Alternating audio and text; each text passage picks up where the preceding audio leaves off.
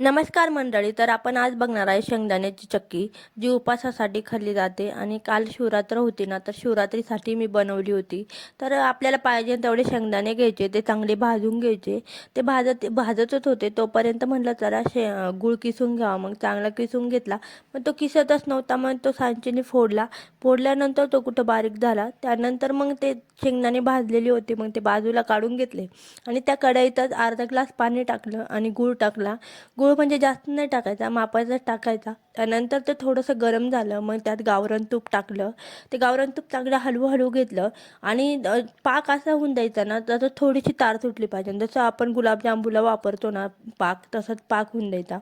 जास्त हे चिकट पण नाही होऊन द्यायचा, आपलं नॉर्मल होऊन द्यायचा. त्यानंतर बारीक केलेले शेंगदाणे त्या पाकात टाकायचे आणि ताटाच्या मागच्या बाजूला चांगलं गावरान तूप लावून घ्यायचं आणि ते मिश्रण आहे ना ताटाच्या मागच्या बाजूने टाकायचं. हाताने किंवा चमच्याने ते चांगलं दाबून घ्यायचं आणि थोडंसं थंड होऊन द्यायचं.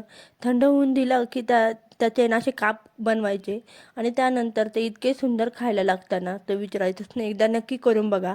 चला भेटूया नेक्स्ट व्हिडिओला. तोपर्यंत चॅनलला सबस्क्राईब करा. Bye bye.